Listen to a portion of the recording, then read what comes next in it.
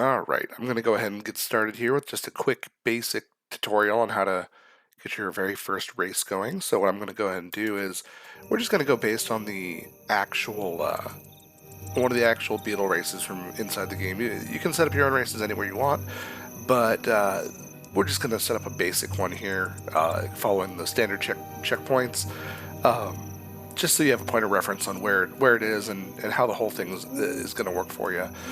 So the first thing we're going to do is just go to the zone here where the start of the race is, and go ahead and open up RaceFlow Planner. Uh, RaceFlow Planner. This is the new setup system for the RaceFlow environment, and beats the old system where you had to do, we had to open up the telemetry HUD, then we had to turn on checkpoint recorder, and we had to go capture all the checkpoints, export those as an XML. Then we had to use the Pew Planner, which is my other one, which is like this, just to build the flow and then export that, bring those into the binding tool, fix them up in the admin panel, and then hand code all of the theme files. Pretty much what we did was just took all that and slapped it all together into one system here. So much faster, so much easier. So let's go ahead and get started with that. As you can see here, in the environment's blank right now. You can turn on the grid. Got to click inside there and make it work. You don't need the grid. I just put it there for whoever wants it. But as you can see, telemetry is running at the bottom here. We do have the game running in the background here, and I'm on the map. So because the game is running and I'm loaded into a map, it shows where my character is as far as map goes and my coordinates. So the first thing I want to do is I want to go to the very first spot of the race here, where a typical race would start. So typical race start is about here, kind of in the middle there. It's somewhere around here. So let's go ahead and stop my character there, and then I'm going to hit New Segment. What this is going to do, it's going to drop in the actual coordinates over here in the Properties pane. Map ID, so there's a coordinates map ID. If I ever mess this up and I need to change it, I can move my character and quickly hit Update Position, and it'll fix that for me. It'll change everything to where my character is sitting without having to delete the node and start over. If you click right here, this little gear icon, race path, you don't have to worry about that. That most people won't ever worry about that. That's if you want to build more than one race per screen, per flow. So if you want to have like multiple races running on the screen at the same time, then you would build a second race path. Your very first segment should always be segment index 1. Segment index 1 means that this is the very first start node of the actual race. So let's go back in there, press a little gear. You can rename the segment. We're not going to. We're going to start on the left, and we're going to go bottom to top. That's default. You can start on any side of the screen you want, and you can change the direction of flow. Let's go ahead. You can change the backdrop color. We're not going to, but go ahead and just select the node again here. You don't have to name the actual node. I like to leave that as is. If you change the display name, so we can say Lakeside Loop. Lakeside Loop. Then we're going to put start. That way we know the exact starting position for it. Our node position, this node position here is within this window.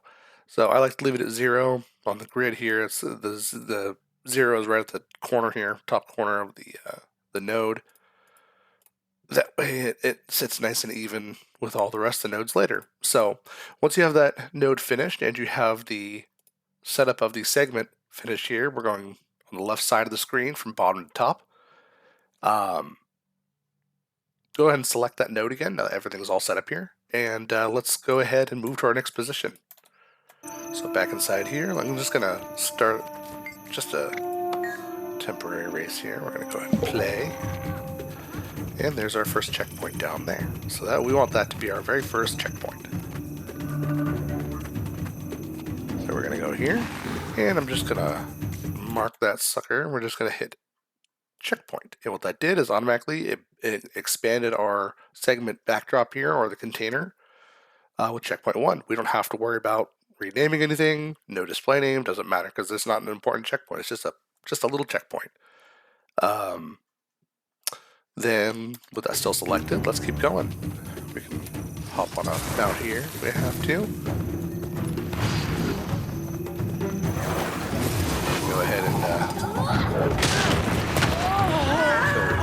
here. And right here inside the middle checkpoint, we're going to back into here. Checkpoint. We have checkpoint 2, and we can zoom in and move over here. And I'm just going to keep going forward with some of these checkpoints till I get about a quarter of the way around the race. And I'm going to make this checkpoint the segment end. We're going to go right there, end segment. Okay, now because I made an end of a segment, what that means, I'm just going to leave it right there. It's hard to explain without actually visually looking at it on the screen. This is going to be my entire left side. So I can add another segment on the left, and what that will do is it's going to put it after this one, and you can break up into multiple segments, and pretty much you have sides, segments, and nodes. Side is the left side, top, right, and bottom. Segments are how many segments per side. And then each checkpoint node is inside those. So it's a 3-part system. I can show you that actually on the theme builder here. If I go over to the theme builder, you can see that I'm going up the left side here with the start down here, working our way up to the end. Once we reach this point at the end here, I want to go back to the telemetry flow here. I want to build another segment, but I don't want to start at the exact same spot because that would make 2 checkpoints on top of each other, which is kind of weird. So I'm just going to move forward a little bit, and we're going to put the checkpoint kind of right. We can put it right on this one here. It's not going to hurt anything.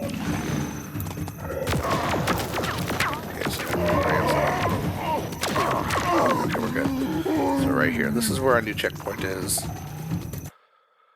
And we're just going to say new segment because that's where the start of the new segment is. Now, when I go to set it up here, by clicking the little gear icon, it's going to go on our left side. No, we want this not on the left side, but you will see right here that it says index 2. But if it was starting on the left side, if it was continued, you can see that the new one starts here. I don't know why I jumped way down there for some reason when it's empty. That's why we don't play with that until the end. But this is segment 1, or segment 2, we're going to change that to the top here. So we're going left to right from the top. That way it puts it at the top of the screen, so it's our next checkpoint. So let's continue on to the next until we reach about the halfway point. And just collecting every checkpoint along the way. There's the power. They're annoying. It's right about here. Right, here we go. Checkpoint. We're going to select, make sure we select it. And we're going to say checkpoint. Okay. Good. I just want to make sure everything's kosher here. When you set up your own races, it goes much easier, much faster. You get to define where the checkpoints are. So, add another, make sure it's selected, another checkpoint. And then pretty soon here, I think pretty much at the next waypoint is pretty much the halfway. All the way over to this one. We're going to call this one the halfway mark. So this is another segment to end here. We're just going to call it end segment, all right? And because we ended the segment, now we can let go and we can move on forward. It's just a long process. We're going to stop at this checkpoint here. This will be our new segment start. So, new segment. And let's go to our little wheel here. Little gear icon, it's segment index 3, so it's the third one, and we're going to put this on the right side, top to bottom. Okay. Next up, we're going to keep going across. We'll make this one the end checkpoint. So we'll add another end segment here. And then what I want to do is I want to go to the next checkpoint. We'll do the last of them. We'll cross the bottom. Make this the home stretch. So we'll say here's the checkpoint. We'll say start new segment. And make sure our segment is set up for the bottom, right to left. And it's segment index 4, so it goes 1, 2, 3, 4. That's the order of flow. So what we do is we're going to set this checkpoint. And then our last checkpoint, Oh, where'd you come from? Here it is. Don't like. Alright, now we're gonna go all the way up to here. Now, this one's the interesting one. First, let's kill off every little guy around here because I don't want to get interrupted. Okay, reach you. There we go. Okay, so this is the finish line. However, it's a 3-lap race. So what we can do... Alright, let's close that for now. We know where our character is. We're going to say, we're not just going to say end segment. Now we're going to hit final. Alright, I'm going to move my character so I don't get killed in any way. I'm just going to put him up here. Interesting, because I don't even need to be here. So we're just going to exit the game.